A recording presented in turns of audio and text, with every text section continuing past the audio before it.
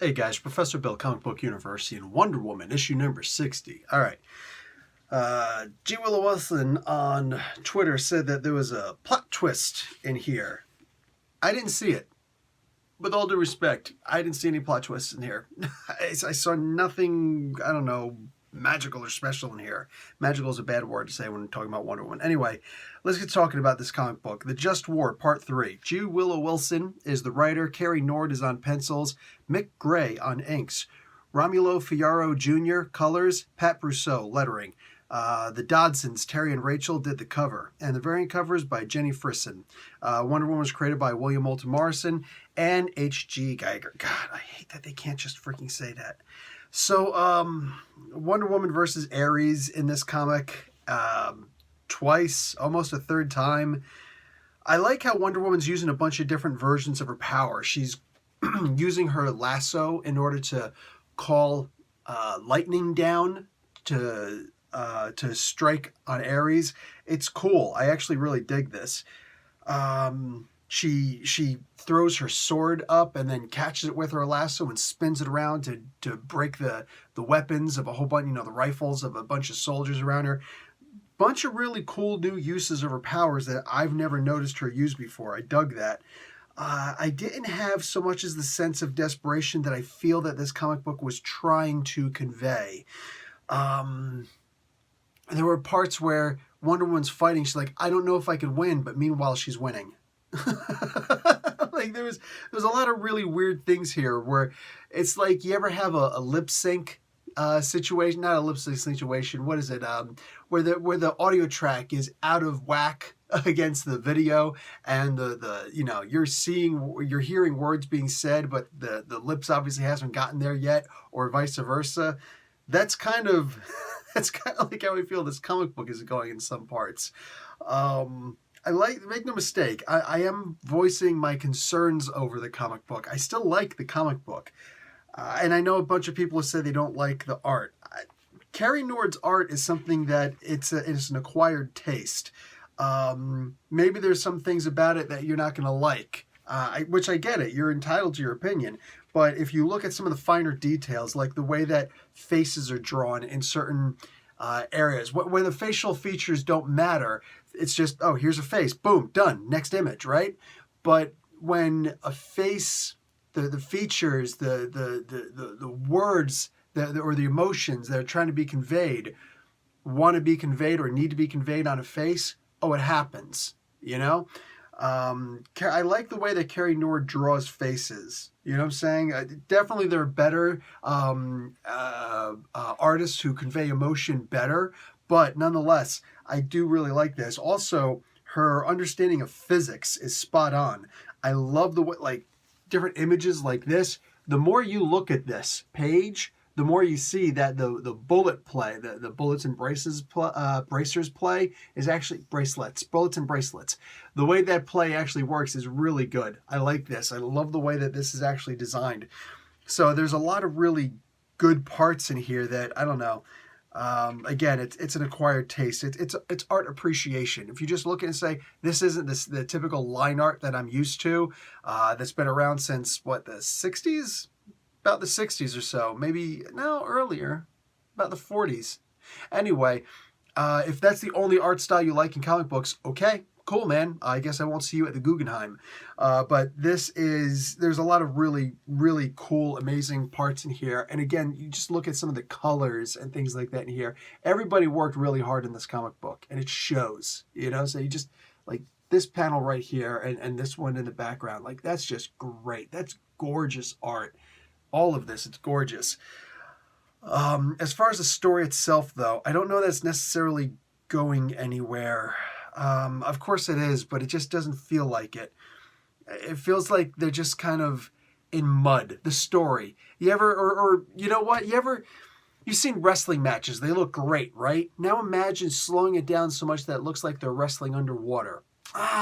You see what I'm saying? Those high-flying moves, just taking forever for it to come down, and the rest holds that already seem like they take forever are just taking eons. So when you see something like this, man, the story's just not moving. and I'm okay with stories breathing. In fact, I usually enjoy stories to breathe. But breathing is different from exasperation. And we're only 3 issues in. And I don't know, can anybody tell me what's actually happening? What has actually happened 3 issues in? Nothing. Nothing's really gotten done in here. Hey, I'm here to try and stop this war that Ares started. Okay. But you guys were also here also, you know, your soldiers came in also, and you came in, and the soldiers didn't want you here in the first place.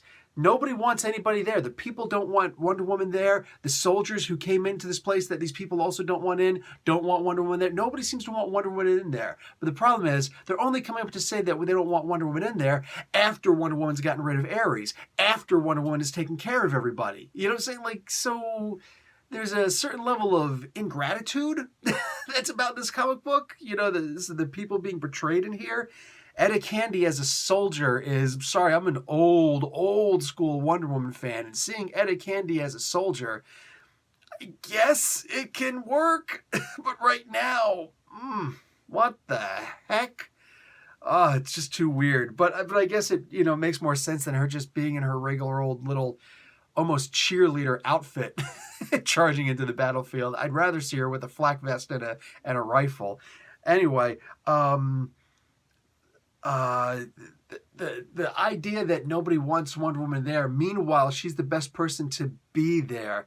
I hope that something's done with that. I hope that is addressed. You know, that if Wonder Woman wasn't there, then just imagine how this whole situation would work. Because why is the military there? All right, honestly, why is the military there? Why was Steve Trevor there in the first place? These other soldiers don't want them there. What do the regular people of the citizenry? What do they think? You know, who wants who where? You know, so all of this is a hot mess right now, and this kind of needs to be raked in.